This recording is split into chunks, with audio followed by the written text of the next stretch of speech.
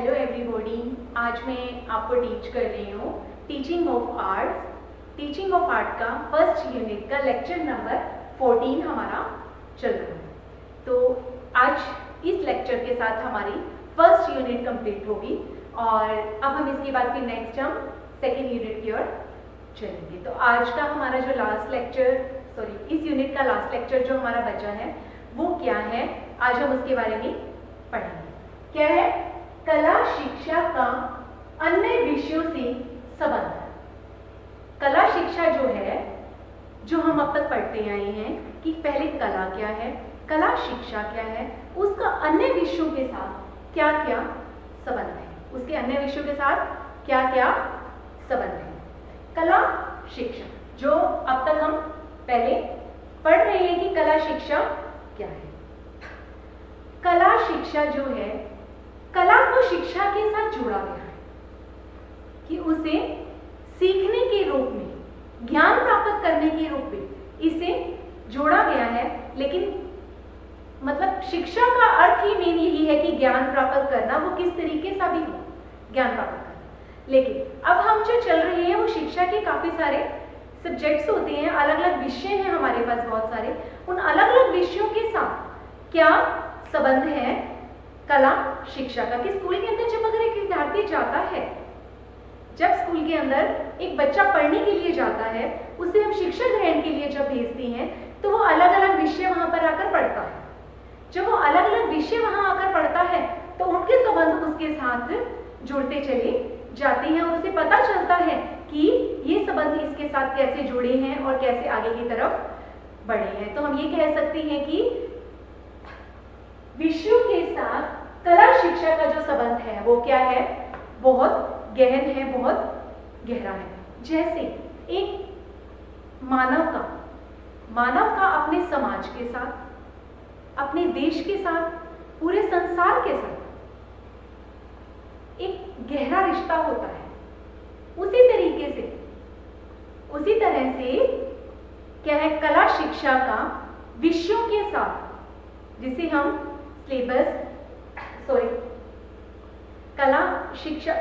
विषय, जो भी हमारे विषय हैं, अलग अलग विषयों में इसको बांटा गया है। तो इन विषयों के साथ इनका बहुत गहन रिश्ता होता है। और वो कैसे है? जैसे हमारा रिश्ता जो है समाज के साथ है, देश के साथ है और संसार के साथ है। इसी कारण हमें सोच समझकर हर व्यक्ति तत्व वस्तु के साथ नाता जोड़ना होता है। कि हम किसी व्यक्ति के साथ नाता जोड़ रहे हैं, हम किसी वस्तु के साथ नाता जोड़ रहे हैं, हमारा जो संबंध है वो सबके साथ है, तो ही हम उन सबके साथ अपना संबंध जोड़ते हैं। कहा जाता है कि जैसे संबंधों की इस जंजीर के ताले का काम भी करते हैं। क्या कह रहे हैं? जैसे कला तो संबंधों की इस जंजीर का काम भी करते हैं, क्योंकि इसको संभाल कर ही एक व्यक्ति जीवित रहता है और अपनी व्यक्तित्व को जीवित रखता है। अपने व्यक्तित्व को जीवित रखने के लिए कला शिक्षा का क्या है, कला शिक्षा बहुत जरूरी है। उसे समझकर हर व्यक्ति तथा वस्तु नाता जोड़ना पड़ता है।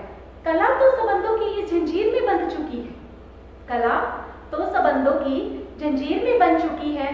जैसे प्राचीन समय से ही हम कहते हैं कि कला जो है वो क्या है, प्राचीन काल से ही कला का विषयों के साथ हमारे साथ एक घनिष्ठ संबंध रहा है। कैसे रहा है हमारे साथ घनिष्ठ संबंध?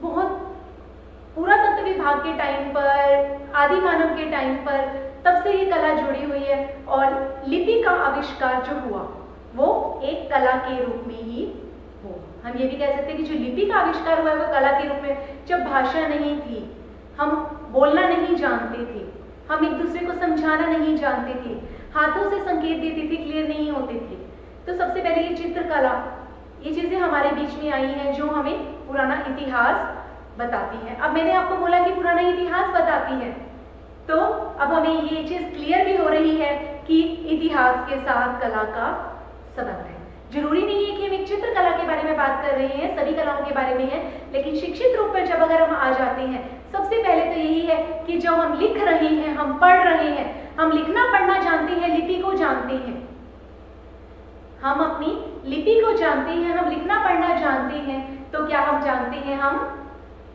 कला का प्रयोग करना जानते हैं।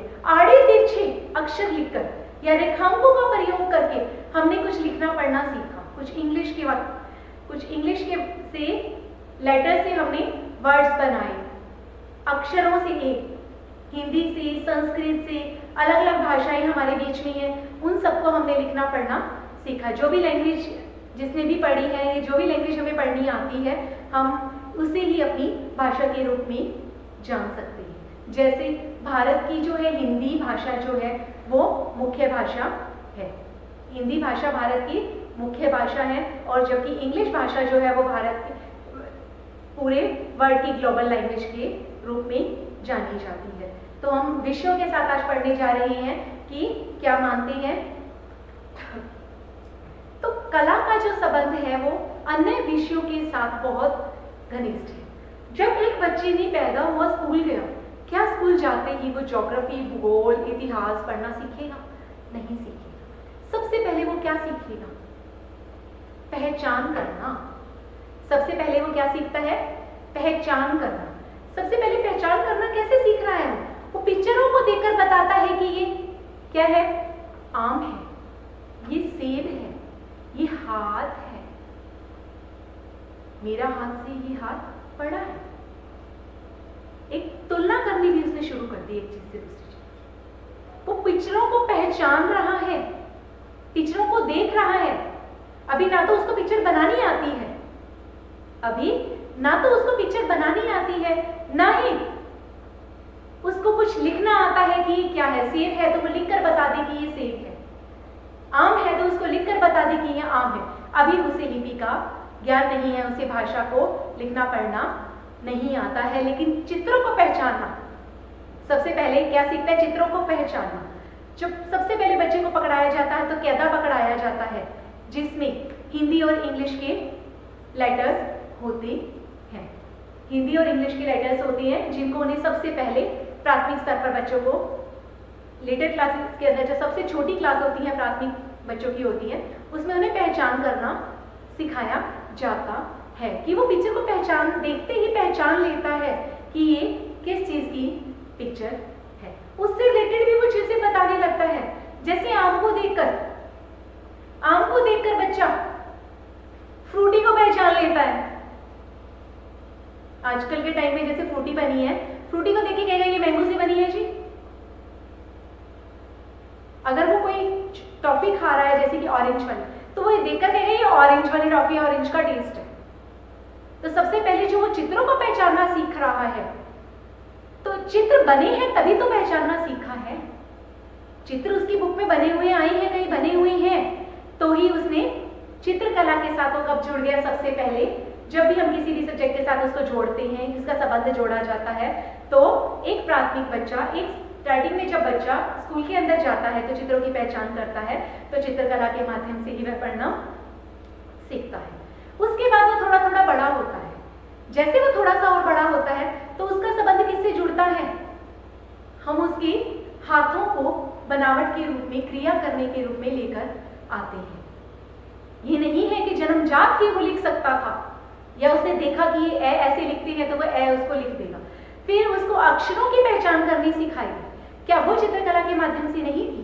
वो भी चित्रकला के माध्यम से ही उसको करवाया गया। फिर उसको आड़ी तिरछी रेखाओं के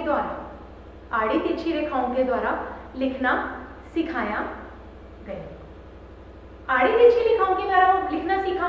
उससे वो थोड़ा सा और बड़ा हुआ, उसके सब्जेक्ट बने जैसे कि हिंदी, इंग्लिश, मैथ। जब बच्चा 5 से 7 साल की उम्र का होता है तो उसके लगभग ये 3 सब्जेक्ट्स ही होते हैं, हिंदी, इंग्लिश, मैथ। जो 3 सब्जेक्ट हैं इसके, जो 2 तो भाषा से रिलेटेड हो गए, हमारी 2 लैंग्वेज हो गई है, हिंदी और इंग्लिश, और थर्ड हमारे पास होता है गणित, जिसका ज्ञान तो हमें कभी भी बिना लिखे पढ़े, बिना बोर्ड के, बिना उसके नहीं पढ़ा जा सकता।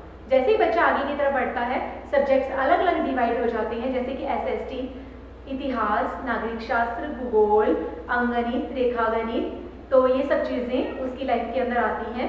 और इस तरीके से आज हम पढ़ रहे हैं कि अन्य विषयों के साथ जो है वो कला का क्या संबंध है, कि क्या जो हमारे विषय है, हमारी शिक्षा है, वो कला के बिना पूर्ण है या नहीं है।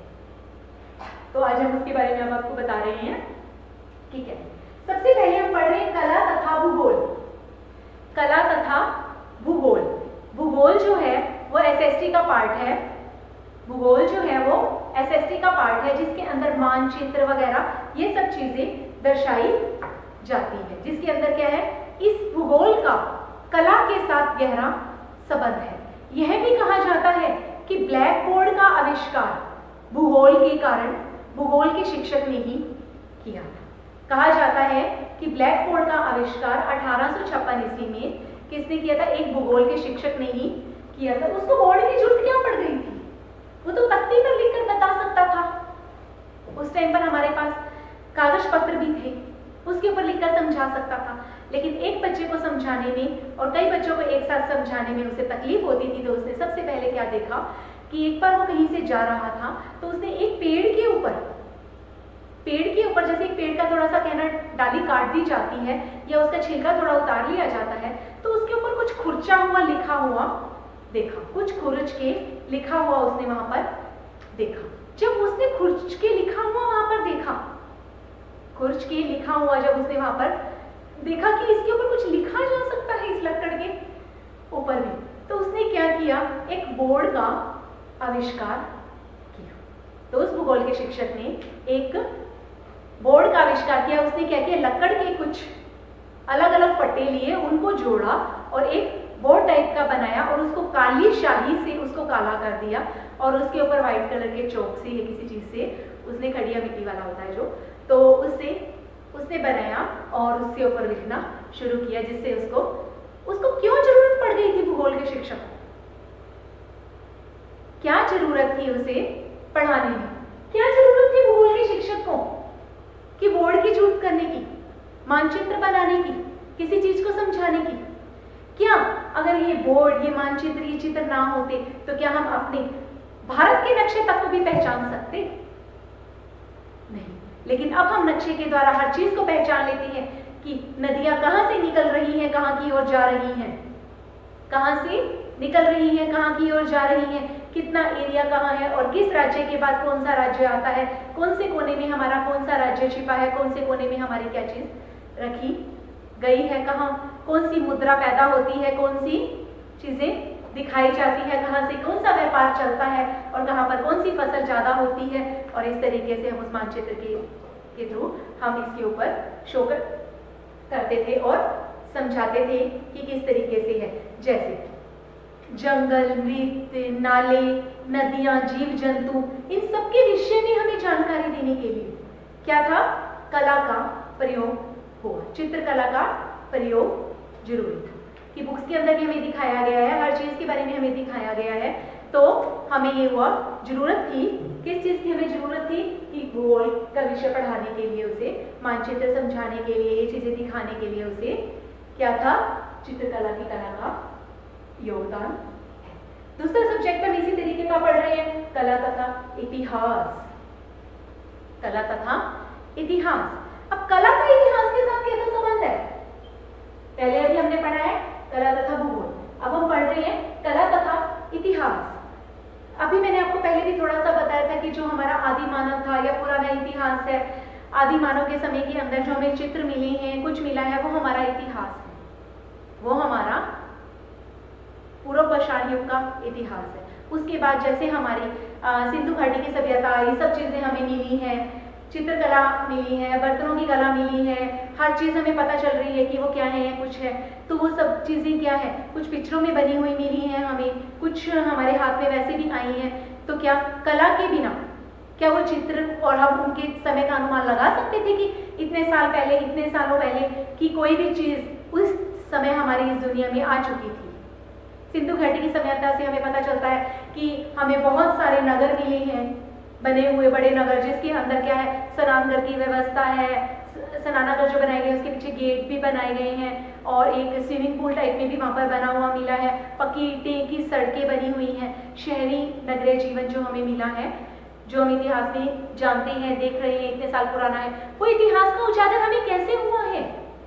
कला के माध्यम से ही हुआ है। कला के माध्यम से ही हम जानते हैं कि ये चित्र पहले बने हैं, उसके बाद ये चित्र आए हैं, उसके बाद ये चित्र आए हैं, ये हमने अनुमान लगाया है। जैसे कि पहले बुद्ध धर्म आया, फिर जैन धर्म आया, फिर ब्राह्मण धर्म आया, पनपा है, समय के अनुसार ये धर्म पनपे हैं और इनके चित्र जो हमें मिले हैं उन्हीं के हिसाब से ही हम इस इतिहास के बारे में जान सकते हैं। तो ये है हमारा कला तथा इतिहास कि हमारा इतिहास क्या कहता है और क्या संबंध है हमारे इतिहास का।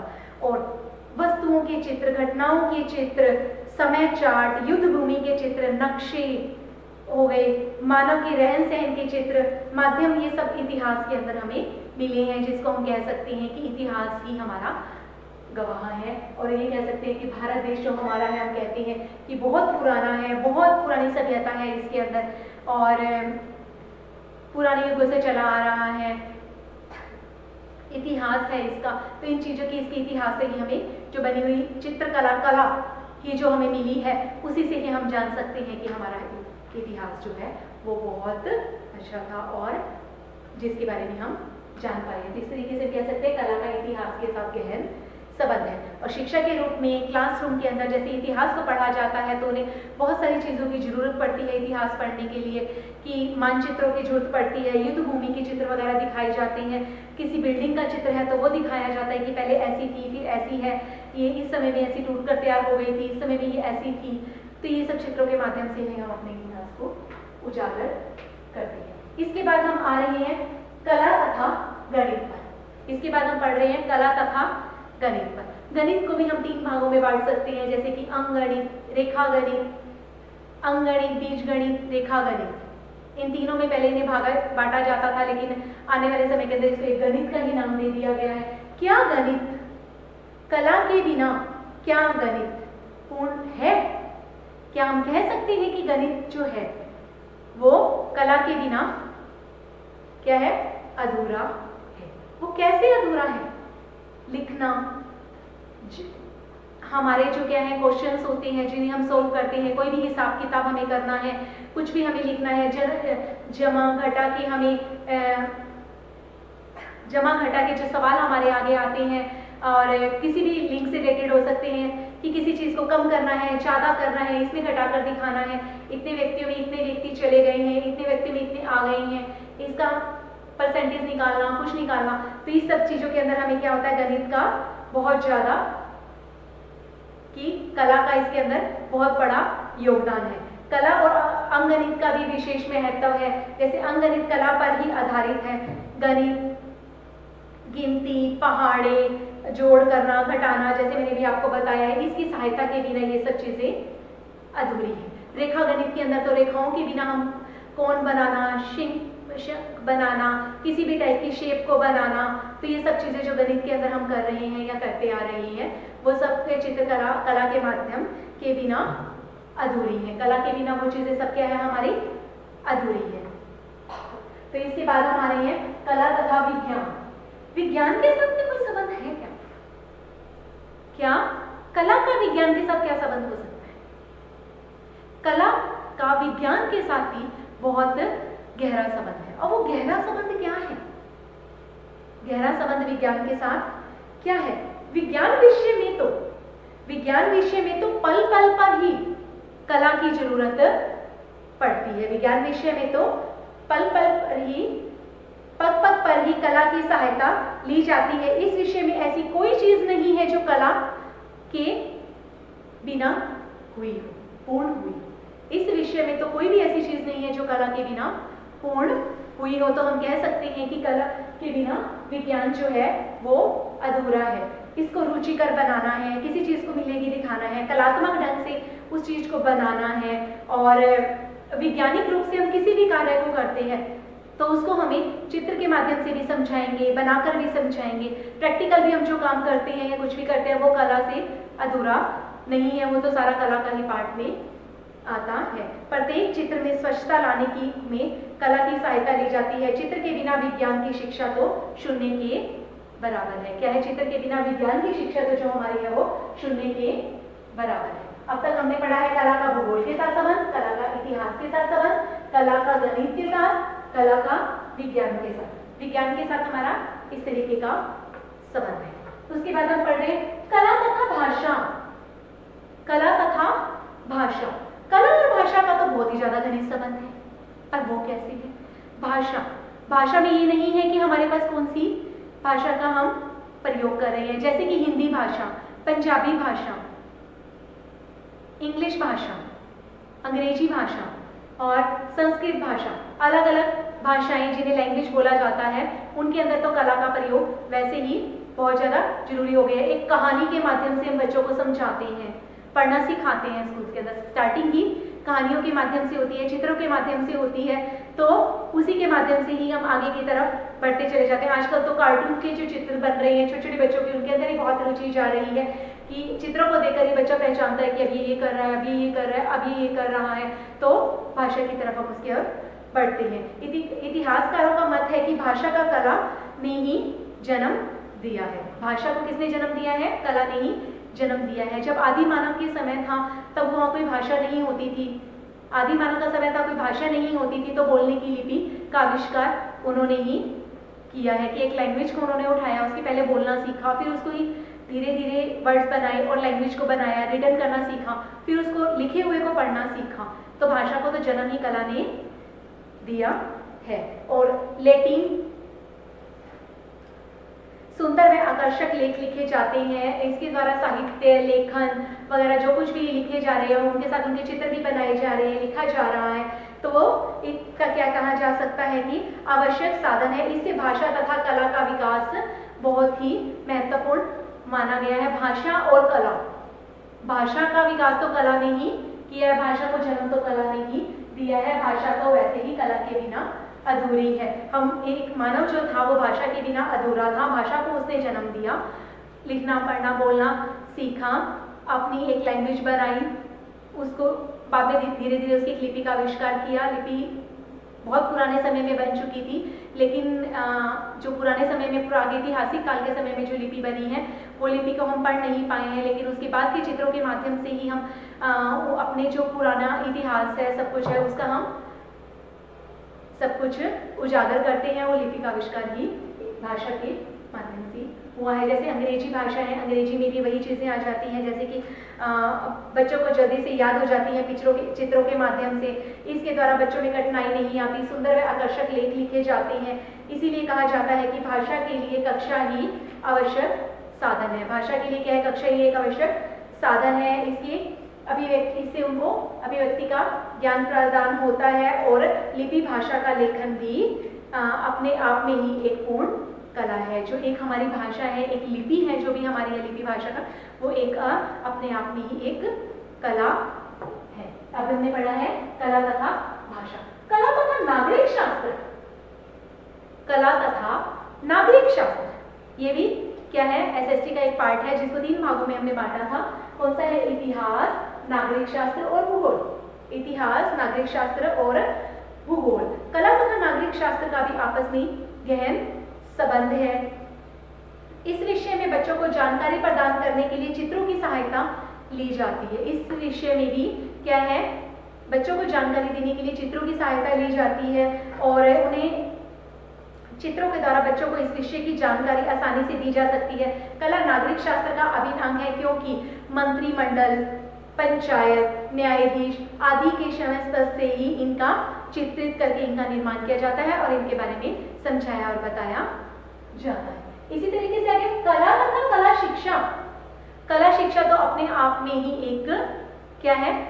कला है। कला शिक्षा तो क्या है? अपने आप में ही एक कला है और जो बचपन से ही बच्चों को सिखाई जाती है, ताकि वो छोटे, जब उन्हें लिपि या अक्षर लिखने नहीं आते हैं, पढ़ने नहीं आते हैं, तो वो क्या करते हैं? इस चीज़ का अपने आप में ही एक आविष्कार करते हैं कि किस लिपि को कैसे पढ़ा जाता है, किस लिपि का कैसे देखा जा सकता है, किस तरीके से इसको पढ़ा जा सकता है।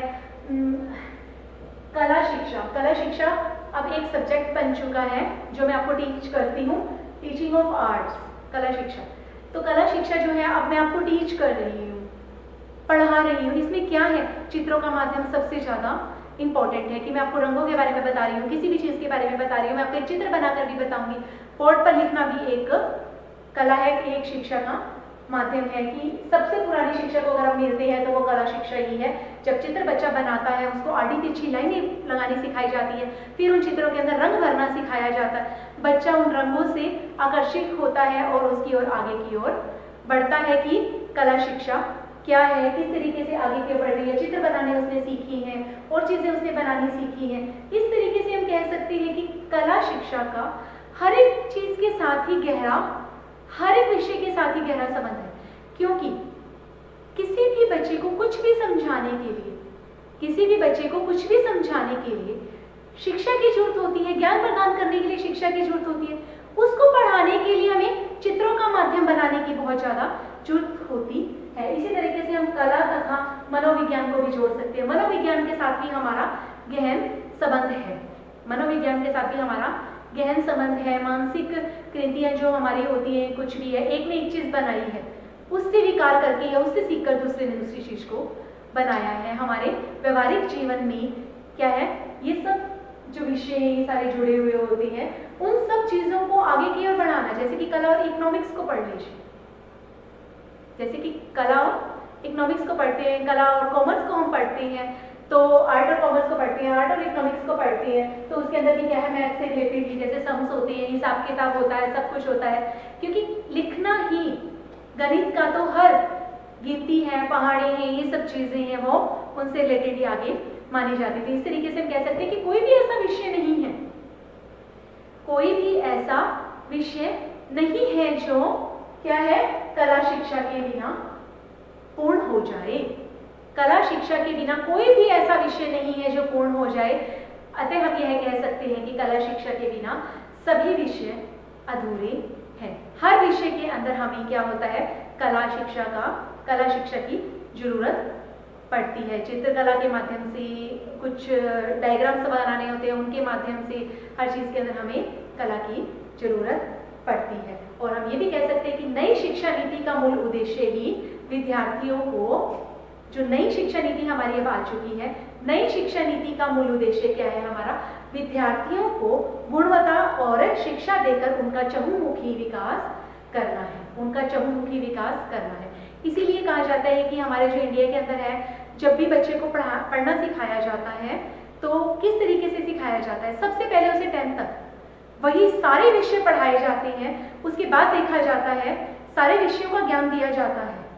10th तक हर बच्चा SST पढ़ेगा, EVS पढ़ेगा, साइंस पढ़ेगा, ये सारे सब्जेक्ट पढ़ता है। उसके बाद ही उसे विषय चुने जाते हैं कि वह किस लाइन में आगे की तरफ बढ़ना चाहता है और अपना फ्यूचर चूज करना चाहता है, किस में उसका इंटरेस्ट पैदा होता है, किस में नहीं है। लेकिन कई विदेशों के अंदर ये चीज़ भी है कि बचपन से ही उसको बोल दिया कि तूने डॉक्टर बनना है, फर्स्ट क्लास से ही उसको डॉक्टरी की पढ़ाई स्टार्ट करवाई जाए, तो उसे बाकी विषयों के बारे में क्या होगा, नॉलेज ही नहीं होगी, उसे ज्ञान ही नहीं होगा बाकी विषयों के बारे में, तो उसे क्या पता होगा कि इस विषय में क्या होता है, इसमें क्या होता है। हमारी जो एजुकेशन बनाई गई है, हमारी शिक्षा जो नीति बनाई गई है, वो मेरे ख्याल से तो वो बहुत सही है कि जब तक बच्चा अपनी समझ में आ जाता है, 16-17 साल का हो जाता है, तब तक वो सभी विषयों को पढ़ता है और उसमें से ग्रेड करता है कि मेरा किस विषय के अंदर मेरा इंटरेस्ट है, किस विषय में मैं आगे बढ़ना चाहता हूँ और आगे क्या करना चाहता है। ये नहीं कि उसके ऊपर थोप दिया जाता है कि बचपन से कि तुझे तो डॉक्टर बनना है, तुझे इंजीनियर बनना है, नहीं। इस उम्र के अंदर आने के बाद वो अपनी बारे में विचार कर सकता है, समझ सकता है, जान सकता है कि कौन से विषय के अंदर क्या आता है और कौन से विषय के अंदर मैं आगे की तरफ बढ़ना चाहता हूँ। तो आज हमने पढ़ा है कला शिक्षा का अन्य विषयों से संबंध, कि अन्य जो विषय हैं जो विद्यालयों में पढ़ाए जाते हैं, विद्यालयों